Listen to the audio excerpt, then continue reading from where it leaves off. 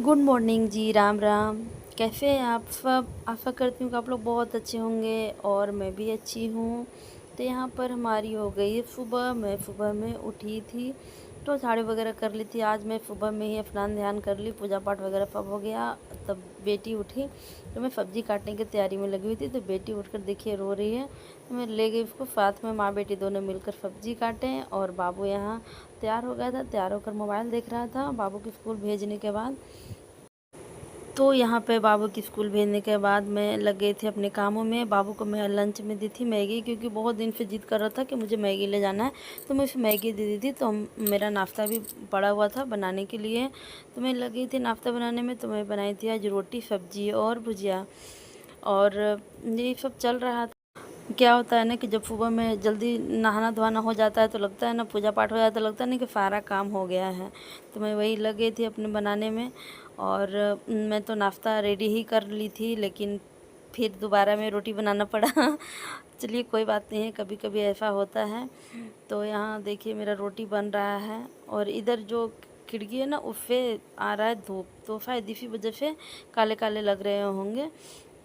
तो आप लोग से एक छोटा सा रिक्वेस्ट है कि अगर मेरी वीडियो अच्छी लगती होगी तो आप लोग लाइक सब्सक्राइब शेयर कर दीजिए, और प्यारा सा एक छोटा सा कमेंट कर दीजिए। कमेंट पढ़ कर ना मन और यहाँ पे देखिए मैं बनाई थी छिलका। तो उसका बैटर देखिए एक कुछ इस तरफ है, तो कुछ रोटी भी बनाई थी और छिलका भी बनाई थी। मैं रात में चावल भीगने के लिए डाल दी थी। इधर रोटी है और इधर खेकफा का भुजिया है और इधर बोदी की सब्जी। तो देखिए यहाँ तो वही चावल जो रखी थी, सोची थी बाबू को मैं बनाकर छिलका दे दूँगी, लेकिन बाबू बोला कि नहीं मुझे तो मैगी ही ले जाना है, बहुत जिद करने लगा। तो मैं उसके लिए फिर मैगी बना दी और रोटी पतिदेव के लिए, और जो छिलका का बैटर था तो सोची कि चलो क्या ही यूज़ करूँगी, तो मैं अपने लिए छिलका बना ली थी। इधर मेरा रोटी बन गया है। तो आइए आप लोग गर्मा गर्म रोटी खाने। मैं रोटी बना कर रख रही हूँ। और देखिए क्या होता है ना कि बाबू जब क्या घर था, तो मतलब बाबू जो है ना घर में सबका लाडला है। सबको इतना ज़्यादा प्यार करते हैं ना, सबका बहुत लाडला है। बाबा दादी माँ बड़े पापा, मतलब क्या बोले, बड़े पापा का तो मैं जितना भी तारीफ़ करूँ ना उतना कम पड़ेगा। और माँ का, मैं अगर ससुराल में रहती हूँ ना तो मतलब मैं क्या बोलूँ, माँ और बड़े पापा का ही सहारा है। मतलब ऐसे तो घर में सभी लोग बहुत ही केयर करते हैं बच्चे का, लेकिन माँ और जो बड़े पापा होता है ना, खुद मतलब अपना काम नहीं करके बच्चे को संभालेंगे। तो मैं माँ का और भाई जी का तो मैं जितना कहूँ उतना कम ही पड़ेगा। और इतना मैं मानती हूँ कि मेरे बच्चे इतना खुशकिस्मत हैं कि इतना अच्छा प्यार करने वाले बाबा दादी बड़े पापा बड़े माँ सबको ही मिले। भगवान करे सभी बच्चे को इतना ही प्यार मिले।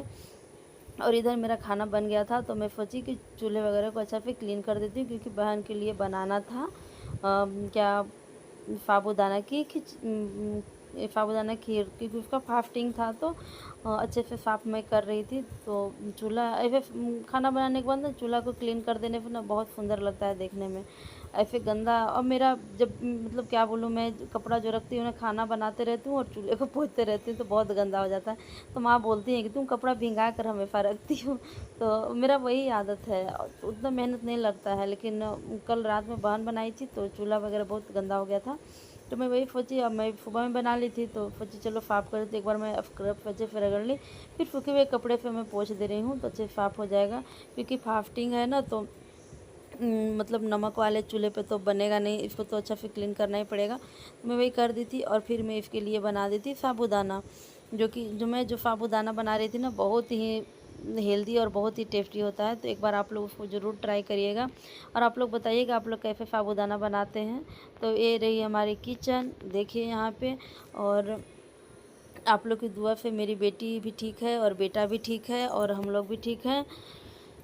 तो यही था। और ज़िंदगी में क्या है ना कि अगर बड़े बुजुर्ग का अगर आशीर्वाद सर पे रहे ना तो बहुत मतलब अच्छा होता है। और मेरे यहाँ तो खैर बहुत, मेरी फैमिली तो खैर बहुत ही अच्छी है, बहुत ही ये है।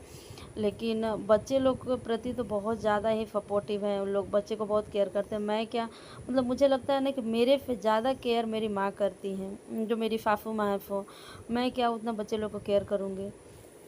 तो ये तो ऐसा फैमिली सभी लोग को बहुत किस्मत पे ही मिलती है। और एक और बात भी है ना कि मुझे ना मायके से ज़्यादा ही अच्छा मेरे ससुराल में मुझे लगता है, क्योंकि मायके में तो बच्चे के चक्कर में तो मैं बहुत ज़्यादा परेशान रहती हूँ, लेकिन ससुराल में तो बहुत मतलब आराम रहता है, बच्चे के लिए भी टेंशन फ्री। अब बात रहा काम का, तो हम लोग 2 लोग हैं तो काम का भी उतना ज़्यादा प्रेफर नहीं रहता है, दोनों मिलजुल कर फटाफट कर लेते हैं। और मेरी माँ भी हैं तो माँ भी कर देती, मतलब सासू माँ भी मेरी बहुत ही अच्छी हैं, मतलब हर मामले में मेरा फैमिली जो है ना बहुत ही अच्छा मिला है। मैं अपने आप को बहुत खुशकिस्मत मानती हूँ, और बच्चे के लिए भी बहुत ज़्यादा ही खुशकिस्मत है कि बच्चे को इतना प्यार करने वाले बाबा दादी बड़े पापा सब लोग मिले हैं। तो देखिए यहाँ पर मेरा चूल्हा क्लीन हो गया है, और मैं इधर भी जो साइड में है सारे कुछ को कर दे रही हूँ। तो देखिए यहाँ पे,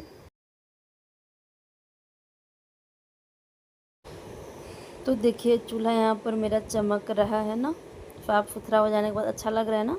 मेरा चूल्हा हो गया है क्लीन। इधर देखिए मेरा फ्लैग भी, आज मैं वीडियो कैसे शूट की हूँ पता है मैं बताऊँगी किसी और ब्लॉग में, तो आप लोग देखिए। देखिए इधर साफ सुथरा हो गया है। तो देखिए फ्रेंड्स, आज मैं बना रही हूँ साबूदाने की खीर। तो आज मेरी बहन का फास्टिंग है, तो मैं उसी के लिए बना रही हूँ साबूदाने की खीर। और इधर मेरा दूध बॉयल हो रहा है, और देखिए मैं साबूदाना में ये मखाना डालूँगी, क्योंकि साबूदाना की खीर जो है ना, उसमें अगर मखाना डाल दीजिए और ड्राई फ्रूट्स वगैरह डाल के बनाइए तो बहुत ही टेस्टी बनता है और खाने में बहुत अच्छा लगता है।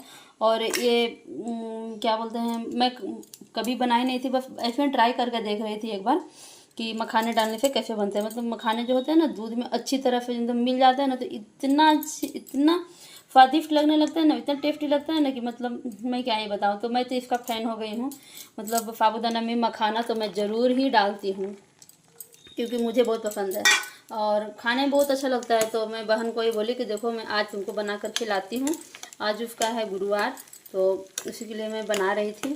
तो आप लोग भी एक बार ट्राई करके देखिएगा, बहुत ही टेस्टी लगता है खाने में। और इसमें आप काजू भी डाल सकते हैं, और जितने भी ड्राई फ्रूट डालना है डाल दीजिए। लेकिन अगर कुछ भी नहीं है ना, तो अगर मखाने हैं ना तो मखाने डालकर बनाए, बहुत ही टेस्टी बनते हैं। और वीडियो अच्छी लगे तो आप लोग लाइक कर दीजिए, शेयर कर दीजिए, सब्सक्राइब कर दीजिए। और आप लोग कैसे बनाते हैं साबूदाना खीर? साबूदाना की फिर खिचड़ी भी बनती है, मैं खिचड़ी भी बनाई थी, पोहे भी बनाई थी। तो ये रहा साबूदाना और मखाना का खीर। और जब मैं अच्छे से सब साबूदाना पक जाएंगे, उसके बाद मैं इसको उतारने से 1 मिनट पहले चीनी डालकर अच्छे से मिला दूंगी, फिर उसके बाद मैं उतार दूंगी। और इधर मेरा दूध अच्छे से बॉयल हो गया है, तो मैं गैस को कर दी हूँ ऑफ। इधर जब मेरा साबूदाना पक रहा था तो मैं अपने खाने के प्रोसेस में लग गई थी, क्योंकि बाबू का भी आने का टाइम हो जाता। तो मैं इधर दाल चावल बनाने के प्रोसेस में लगी थी। मैं दाल इधर धो कर रखी थी, इसमें हल्दी नमक और टमाटर डाली थी, ज़्यादा कुछ नहीं डाली थी। तो मैं इधर अब दाल बनाऊँगी, और दाल में ही 2 आलू डाल दूँगी, तो बाबू का चोखा हो जाएगा, तो चावल दाल चोखा हो जाएगा। मेरा तो सुबह का बोदी का जो सब्ज़ी है वो है, और भुजिया भी। तो बाबू तो खाएगा नहीं, तो बाबू के लिए चावल दाल चोखा ही बनाना होगा, तो उसके लिए चावल दाल चोखा बना दे रही हूँ। इधर मैं सारा कुछ तैयारी करके रखी थी, क्योंकि फिर साबूदाना बन रहे थे, तो मैं तो अभी चढ़ा नहीं सकती थी नमक वाली चीज़। तो इधर मैं तैयारी कर ले रही थी कि चलो भाई जल्दी हो जाएगा बाबू का आने से पहले, क्योंकि आएगा तो खाना मांगे तो मैं क्या दूँगी।